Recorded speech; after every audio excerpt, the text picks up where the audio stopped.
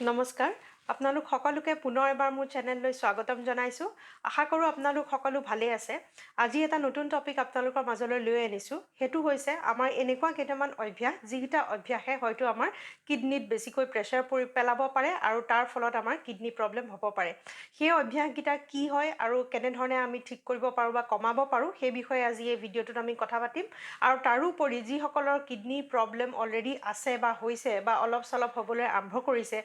বা কেতিয়াবা ডায়েবেটিক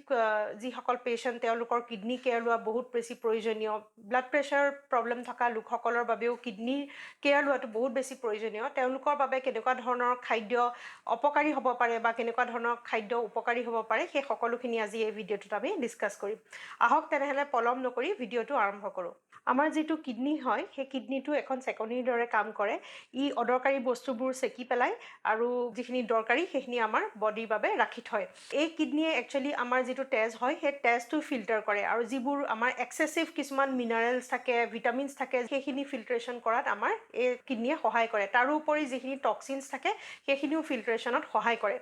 আৰু আপোনালোকে ভাবি চাব যদি এই কিডনিৰ অলপ হ'লেও প্ৰবলেম হয় তেনেহ'লে সেই ফিল্ট্ৰেশ্যনখিনি নহ'ব আৰু যদি ফিল্ট্ৰেশ্যনখিনি সঠিকভাৱে নহয় তেনেহ'লে আমাৰ বডিত কিছুমান টক্সিনছ বাঢ়ি যাব পাৰে কিছুমান মিনাৰেলছৰ মাত্ৰা বাঢ়ি যাব পাৰে যিবোৰে আমাৰ শৰীৰৰ বিভিন্ন অংগত অপকাৰ কৰিবলৈ আৰম্ভ কৰে সেইবাবে ওতঃপ্ৰোতভাৱে জড়িত আমাৰ এই কিডনি আৰু বাকীবোৰ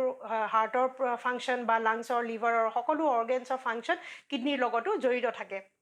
একেধৰণে যদি অন্য ফাংচনৰ অপকাৰ হয় কিডনিত তেনেধৰণে প্ৰেছাৰ বেছিকৈ পৰে আৰু তাৰ ফলত বেছিকৈ প্ৰেছাৰ পৰাৰ ফলতো কিডনিৰ অপকাৰ হ'ব পাৰে সেইবাবে এই কিডনিৰ হেল্থ মেইনটেইন কৰি ৰাখিবৰ বাবে আমি কি কৰিব লাগিব প্ৰথমটো আমাৰ যিটো অভ্যাসৰ বাবে আমাৰ কিডনিত বহুত বেছি প্ৰেছাৰ পৰে সেইটো হৈছে আমাৰ দৰৱ আমি যিবোৰ দৰৱ খাই থাকোঁ অৱশ্যে বেছিভাগ সময়তে আমাৰ ডক্টৰৰ প্ৰেছক্ৰিপশ্যনৰ মতে আমি দৰৱ খাওঁ কিন্তু বহুতবাৰ এনেকুৱাও দেখা পোৱা যায় যে কেতিয়াবা সাধাৰণ চৰ্দি কাহ যেতিয়া হয় বা গাৰ বিষ যেতিয়া হয় মূৰৰ বিষ যেতিয়া হয় দাঁতৰ বিষ যেতিয়া হয় আমি ফাৰ্মেচিত গৈ পেলাই এটা দৰৱ খুজি পেলাই লৈ আনো কেতিয়াবা আমি ডক্টৰৰ পাৰ্মিশ্যন নোলোৱাকৈ আমি এণ্টিবায়'টিকো খাবলৈ আৰম্ভ কৰোঁ আৰু তেতিয়া এই দৰৱবোৰ যিবোৰ আমাৰ ঠিকমতে শৰীৰত নোসোমায় যিমান মাত্ৰাত সোমাব লাগে সিমান নোসোমায় বেছিকৈ সোমায় বা বেছি দিনলৈকে আমি খাই দিওঁ বা যিটো দৰৱ আমি আমাৰ শৰীৰৰ বাবে অপকাৰী তেনেকুৱা ধৰণৰ দৰৱো আমি খাই দিওঁ ছাইড এফেক্ট বেছিকৈ থকা দৰৱ সেইবাবে এই দৰৱবোৰ যেতিয়া আমাৰ ব্ৰেকডাউন হয় বা কিডনিয়ে ফিল্টাৰ কৰি উলিয়াব লাগে তেতিয়া বহুত বেছি প্ৰেছাৰ পৰে আৰু কিডনিৰ অপকাৰ হোৱা দেখা পোৱা যায় কিডনিৰ প্ৰবলেম হোৱাৰ এটা মেইন কাৰণ হৈছে আমাৰ পেইন কিলাৰসমূহ পেইন কিলাৰেই নহয় এণ্টিবায়'টিকেও ইয়াৰ অপকাৰ কৰিব পাৰে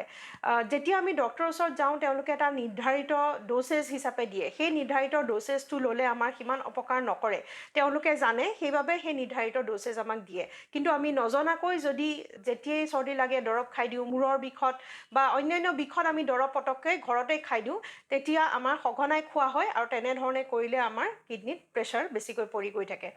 আৰু লগতে এইখিনি যদি আপোনালোকে বাচিব বিচাৰিছে দৰৱৰ পৰা তেনেহ'লে ঘৰুৱা পদ্ধতিখিনি ইয়াতে কামত আহে আমি যিখিনি ঘৰুৱা পদ্ধতিৰে আমাৰ সাধাৰণ চৰ্দি কাহ গাৰ বিষ দাঁতৰ বিষ ঠিক কৰিব পাৰোঁ সেইখিনি আমি পদ্ধতি মানি চলিবলৈ চেষ্টা কৰিব লাগে বহুতৰ পৰা কমেণ্টত পাওঁ যে ঘৰুৱা পদ্ধতিত কাম দিয়া নাই এইটো কাৰণে কাম নিদিয়ে কাৰণ আপোনালোকে ইমান বেছি অভ্যাস কৰিলে দৰৱৰ দ্বাৰা ঠিক কৰিবৰ বাবে বডিয়ে ৰেজিষ্টেঞ্চ বনাই পেলাই আৰু এই সৰু সৰু সাধাৰণ কিছুমান ঘৰুৱা পদ্ধতিবোৰে কাম কৰিবলৈ বহুত সময় লগায় অৱশ্যে দৰৱৰ দৰে ই ইমান সোনকালে কাম নকৰেও যদিও লাহে লাহে কৰিলেও কোনো অপকাৰ নোহোৱাকৈ আপোনালোকৰ শৰীৰটো ঠিক কৰিব পৰা ঘৰুৱা পদ্ধতি কিছুমানৰ ক্ষমতা আছে সেইবাবে যিমান পাৰে নিজে মেডিচিনছ নাখাই পেলাই সদায় ডক্টৰৰ পৰামৰ্শত আৰু নহ'লে ঘৰুৱা পদ্ধতিৰে সৰু সুৰা বেমাৰবোৰ ঠিক কৰিবলৈ চেষ্টা কৰিব লাগে দ্বিতীয়টো যিটো অভ্যাস আমি অলপ কমাব লাগে সেইটো হৈছে আমাৰ নিমখ খোৱাৰ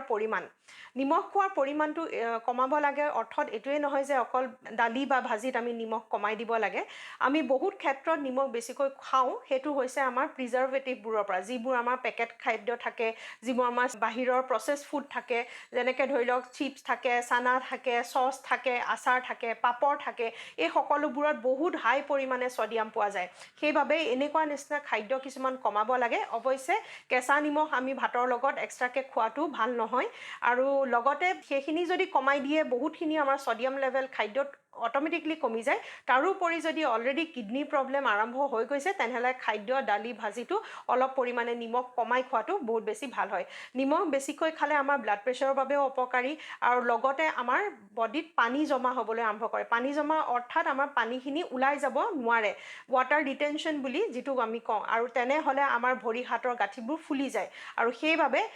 তেনে ক্ষেত্ৰত নিমখটো কমাই দিয়াটো অতি বেছি প্ৰয়োজন হৈ পৰে নিমখটো কমাই দিলে আমাৰ কিডনিত প্ৰেছাৰটো কমকৈ পৰে আৰু সেইবাবে কিডনিত প্ৰেছাৰটো কমকৈ পৰিলে তাৰ কিডনিৰ ফাংচনখিনি ঠিক হৈ থাকে আৰু আপোনালোকক বেছি দিন ছাপোৰ্ট দিয়ে ইয়াৰ পিছৰটো অভ্যাস যিটো আমাৰ কমোৱা প্ৰয়োজন বিশেষকৈ কিডনি প্ৰব্লেম যদি অলপ চলপ হ'লেও আৰম্ভ হৈছে তেনেহ'লে সেইটো হৈছে আমাৰ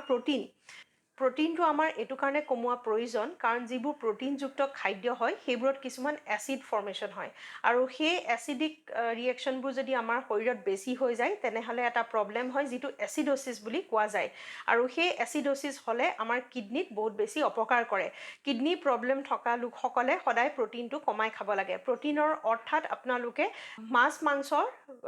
পৰিমাণটো কমাই দিব লাগে সদায় খোৱা যিসকলৰ অভ্যাস আছে সেইটো কমাই দিব লাগে আৰু তাৰোপৰি আপোনালোকে নিয়মিতভাৱে যেনেধৰণে খায় তাতকৈও অলপ পৰিমাণে কমাই খালে বেছি ভাল যদিহে কিডনি প্ৰব্লেম আৰম্ভ হৈছে বিশেষকৈ মাংসৰ ক্ষেত্ৰত সেইটো বেছিকৈ মন দিব লাগে প্ৰটিনটো অৱশ্যে আমাৰ শৰীৰৰ বাবে প্ৰয়োজনীয় এনেকুৱা নহয় যে প্ৰটিনটো একেবাৰে কমাই দিব পাৰি বা বন্ধ কৰি দিব পাৰি প্ৰটিনটো আমি পাব পাৰোঁ আমাৰ দাইলৰ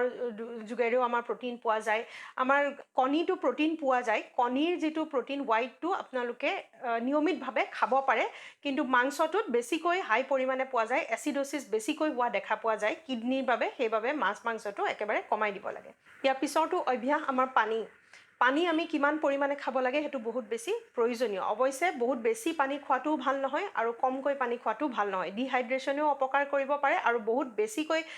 কিডনি ভাল হ'ব বুলি পানী খাবও প্ৰয়োজন নাই একচুৱেলি 2.5ৰ পৰা 3 লিটাৰৰ ভিতৰতে পানীখিনি প্ৰয়োজন হয় অৰ্থাৎ 8 গ্লাছৰ পৰা 12 গ্লাছৰ ভিতৰতে দিনটোত আপোনালোকে পানী খাব পাৰে যিসকলৰ অলৰেডি কিডনি প্ৰব্লেম আছে বা কিডনি ফেইলিয়ৰ প্ৰব্লেম আছে তেওঁলোকক ডক্টৰে নিয়মিতভাৱে খাবলৈ কয় পানীটো আৰু তেওঁলোকে হিচাপ দি দিয়ে আৰু সেই হিচাপৰ মতে পানীটো খোৱাটো প্ৰয়োজনীয় আমি যেতিয়া শুই থাকোঁ সেই সময়ত আমাৰ কিডনিয়ে বেলেগ ধৰণে ফাংচন কৰে আমি যেতিয়া সাৰ পাই থাকোঁ তাত বেলেগ ধৰণে ফাংচন কৰে আৰু আমি যদি ঠিক পৰিমাণে ৰেষ্ট দিওঁ তেতিয়াহে আমাৰ কিডনি ফাংচনখিনিও ঠিক হৈ থাকে খোৱাৰ পিছতে এটা অভ্যাস যিটো হৈছে আমাৰ চেনি বা আৰ্টিফিচিয়েল সুগাৰ হিচাপেও আমি কিছু লোকে ব্যৱহাৰ কৰোঁ এই সুগাৰ আমাৰ কিডনিৰ বাবে অতি বেছি অপকাৰী বিশেষকৈ ডায়েবেটিছৰ ক্ষেত্ৰত আপোনালোকে জানেই সুগাৰ কিমান অপকাৰী আৰু এই ডায়েবেটিছৰ বাবেই আমাৰ কিডনিটো বহুত বেছি প্ৰেছাৰ পৰে কিয়নো সুগাৰ লেভেল বাঢ়ি থাকিলে আমাৰ কিডনি ফাংচনত অপকাৰ কৰে আৰু তাৰ বাবে আমাৰ কিডনিৰ ফেইলিয়ৰো হোৱা দেখা পোৱা যায় যিমান পাৰে সিমান সুগাৰৰ কোৱান্টিটিটো কমাই ৰাখিব আৰু অকল ৰিফাইন সুগাৰে নহয় আৰ্টিফিচিয়েল সুইটনাৰ যিখিনি আমি ব্যৱহাৰ কৰোঁ সেইখিনিও আমি কমাই ৰাখিব লাগে কিডনি প্ৰব্লেম যিসকলে অলৰেডি ভুগি আছে বা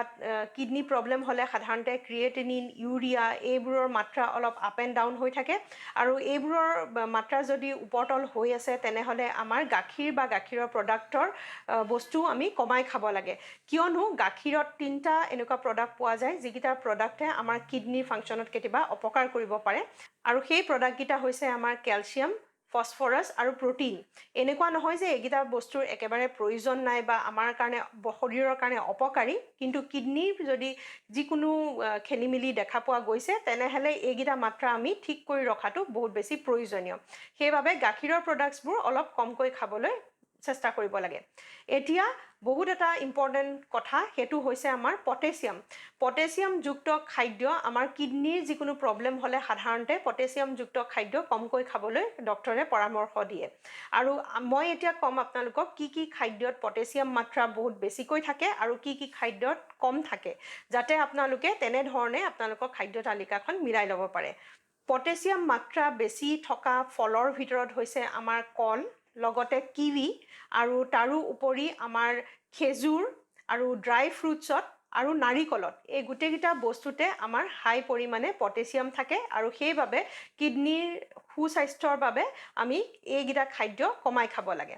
আৰু তাৰোপৰি কেইটামান শাক পাচলি যিকেইটাত পটাছিয়াম হাই পৰিমাণে থাকে সেইকেইটা হৈছে আমাৰ সেউজীয়া শাক পাচলি, বিশেষকৈ শাক, যিখিনি শাক হয় যেনেকৈ ধৰি লওক আপোনালোকৰ পালেং শাক হ'ল, মেথি শাক হ'ল, এনেকুৱা ধৰণৰ শাকবোৰ আমি কমাই খাব লাগে। কিডনী প্ৰব্লেম থকা লোকসকলৰ বাবেহে এইখিনি প্ৰয়োজনীয়। মাটিৰ তলত যিখিনি আমাৰ পাচলি গজে সেই পাচলিখিনিতো হাই পৰিমাণে পটাছিয়াম পোৱা যায়। আৰু মাটিৰ তলত গজাৰ ভিতৰত আমাৰ আলু হওক বা আমাৰ বিটৰুট হওক, মিঠা আলু হওক, এইকেইটা বস্তুত বহুত হাই পৰিমাণে পটাছিয়াম পোৱা যায়। সেইবাবে মাটিৰ তলত গজা শাক পাচলি কমাই খাব লাগে। কিন্তু ইয়াৰ ভিতৰতে আপোনালোকে পিঁয়াজ, গাজৰ আৰু মূলা, এই তিনিটাত যদিও মাটিৰ তলত গজে পটাছিয়ামৰ পৰিমাণ ইয়াত কম থাকে, বহুত বেছি কম থাকে। সেইবাবে এইকেইটা বস্তু আপোনালোকে খাব পাৰে যদিও ই মাটিৰ তলত গজে। এতিয়া যাম পটাছিয়াম কম থকা খাদ্য, কোনকেইটা খাদ্য আপোনালোকে ৰেগুলাৰ খাব পাৰে। এতিয়া নামকেইটা শুনি আপোনালোকে ভাবিলে চাগে বহুতখিনি ফল মূল আৰু শাক পাচলি আঁতৰিয়ে গ'ল। এতিয়া মই আপোনালোকক ক'ম কেনেকুৱা ধৰণৰ শাক পাচলি আপোনালোকে খাব পাৰে। শাক পাচলিৰ ভিতৰত আপোনালোকৰ যিবোৰ গছত মাটিৰ ওপৰত গজে বা বিশেষকৈ লতা জাতীয় যিখিনি শাক পাচলিৰ গছ থাকে সেইখিনি শাক পাচলিত পটাছিয়াম কম পৰিমাণে থাকে আৰু তেনেকুৱা ধৰণৰ শাক পাচলি আপোনালোকে খাব পাৰে। তাৰে ভিতৰত আপোনালোকৰ হৈ গ'ল বিনছ বা ভেন্দি বা আমাৰ জাতিলাও, কোমোৰা, এনেকুৱা ধৰণৰ শাক পাচলিবোৰত পটাছিয়াম কম থাকে আৰু আপোনালোকে নিশ্চিন্ত মনে খাব পাৰে। ফল মূলৰ ভিতৰত আপোনালোকে খাব পাৰে তৰবুজ, আপেল, মধুৰি, এইখিনি বস্তু আপোনালোকে খাব পাৰে। আৰু লগতে চাইট্ৰাছ ফ্ৰুট, যিখিনি টেঙাযুক্ত খাদ্য, সেইখিনিও অলপ কমকৈ খাব লাগে। কিয়নো চাইট্ৰাছত এচিডিক ফৰ্মেশ্যন হয় আৰু সেইবাবে কিডনীৰ প্ৰব্লেম বেছিকৈ থাকিলে কমলা টেঙা বা এনেকুৱা টেঙাজাতীয় খাদ্য কিছুমান অলপ কমকৈ খোৱাটো প্ৰয়োজনীয়। এইখিনি আছিলে আমাৰ পটাছিয়াম হাই পৰিমাণে থকা খাদ্য আৰু কম পৰিমাণে থকা খাদ্য। ইয়াৰ পৰা আপোনালোকে বাছি পেলাই আপোনালোকৰ নিজৰ ডায়েট চাৰ্টখন নিজেই ঠিক কৰিব পাৰিব। এতিয়া শেষত কওঁ, এলকহল আৰু স্মকিং, এই দুইটা বস্তুৱে আমাৰ হাৰ্ট লাংছত অপকাৰটো কৰেই, তাৰোপৰি আমাৰ কিডনীটো বহুত বেছি অপকাৰ কৰে। বিশেষকৈ এই এলকহল ফিল্ট্ৰেশ্যন আমাৰ কিডনীয়ে কৰিব লাগে আৰু তাৰ বাবে আমাৰ কিডনীত বহুত বেছি প্ৰেছাৰ পৰে, ফাংচনৰ খেলি মেলি হয়। সেইবাবে এলকহল আৰু স্মকিংটো একেবাৰে এৰিব লাগে, যি আমাৰ শৰীৰৰ বাবে বহুত বেছি অপকাৰী। আৰু শেষত কিন্তু বহুত প্ৰয়োজনীয় আৰু দৰকাৰী কথা, সেইটো হৈছে আমাৰ এক্সাৰচাইজ। এক্সাৰচাইজ সকলো আমাৰ বডি ফাংচনৰ বাবে প্ৰয়োজনীয় বুলিতো আপোনালোকে জানেই। আমি জানো আমাৰ হাৰ্টৰ ফাংচন ইম্প্ৰুভ কৰিবলৈও প্ৰয়োজনীয়, কিন্তু আমি হয়তো বহুতেই নাজানো যে কিডনী ফাংচনো ইম্প্ৰুভ কৰিবলৈ আমাৰ এক্সাৰচাইজে সহায় কৰে। কেনেধৰণে সহায় কৰে যদি বুজিবলৈ চেষ্টা কৰে, তেনেহ'লে আমি এক্সাৰচাইজ কৰিলে আমি ঘাম ওলালে আমাৰ বডিৰ টক্সিনছবোৰ বাহিৰলৈ ওলাই যায়। অকল যে আমাৰ ভিতৰৰ টক্সিনখিনি কিডনীয়ে পিউৰিফাই কৰিব লাগিব সেইটো কথা নহয়, আমাৰ স্কিনেও উলিয়াই এই ঘামৰ দ্বাৰা। সেইবাবে আমি যিমান ঘামো এক্সাৰচাইজ কৰি সিমানেই আমাৰ বডিৰ পৰা টক্সিনছ বাহিৰলৈ ওলাই যোৱা দেখা পোৱা যায়। অৰ্থাৎ কিডনীত প্ৰেছাৰটো আমাৰ কমকৈ পৰে। আৰু সেয়াই নহয়, তাৰোপৰি আমাৰ বহি থাকিলে আমাৰ ভিজাৰেল ফেট বাঢ়ি যায়। যেতিয়া আমি সাধাৰণতে বহি থাকোঁ বা বেছি সময় বহি পেলাই কটাওঁ, তেতিয়া কি হয়, চেডেণ্টেৰী লাইফষ্টাইলৰ ফলত ভিজাৰেল ফেট বুলি যিটো কোৱা যায়, তাৰমানে ভিজাৰেল ফেট অৰ্থাৎ ফেট জমা হয় আমাৰ অৰ্গেনছত, সকলো ধৰণৰ অৰ্গেনছতে আমাৰ এই ফেট জমা হ'ব পাৰে। আৰু এই ভিজাৰেল ফেটছ বাঢ়ি গ'লে আমাৰ শৰীৰৰ বিভিন্ন চুগাৰ হওক, ব্লাড প্ৰেছাৰ হওক, এইবোৰৰ প্ৰব্লেম আৰম্ভ হয়। চুগাৰৰ ক্ষেত্ৰত আৰু ব্লাড প্ৰেছাৰৰ ক্ষেত্ৰত সাধাৰণতে খোজকাঢ়িবলৈ কোৱা যায়। খোজকাঢ়িবলৈ এইটো কাৰণে কোৱা যায় যাতে আমাৰ বিপাক ক্ৰিয়াটো বাঢ়ি যায়, আৰু সেই বিপাক ক্ৰিয়া বাঢ়ি থাকিলে আমাৰ এই অৰ্গেনছবোৰে ভালদৰে ফাংচন কৰে। আৰু সেয়াই নহয়, যিহেতু চুগাৰ লেভেল যদি বডিত বাঢ়ি যায় তেনেহ'লে কিডনীটো অপকাৰ কৰে। সেইবাবে চুগাৰ লেভেল কণ্ট্ৰল কৰিবলৈও এক্সাৰচাইজ কৰিব লাগে, আৰু ইনডাইৰেক্টলি হ'লেও ই কিডনীত বহুত বেছি সহায় কৰে। সেইবাবে অকল চুগাৰ পেচেণ্টে আৰু BP পেচেণ্টেই নহয়, কিডনীৰ পেচেণ্ট হওক বা আমি সকলোৱে ৰেগুলাৰ এক্সাৰচাইজ কৰাটো বহুত বেছি প্ৰয়োজনীয়। আশা কৰোঁ এই ভিডিঅ'টোৱে আপোনালোক সকলোকে সহায় কৰিব, আৰু যদি ভাবিছে সহায় কৰিব তেনেহ'লে শ্বেয়াৰ কৰিবলৈ নাপাহৰিব। আৰু লগতে কৈ থওঁ, যদি আপোনালোকে এতিয়াও মোৰ চেনেলটো ছাবস্ক্ৰাইব কৰা নাই তেনেহ'লে ছাবস্ক্ৰাইব কৰি থ'ব, যাতে ৰেগুলাৰ হেল্থ ৰিলেটেড ভিডিঅ'খিনি আপোনালোকে পাই থাকে। পুনৰ এবাৰ নতুন এটা ভিডিঅ'ই আপোনালোকক লগ পাম, তেতিয়ালৈকে নমস্কাৰ।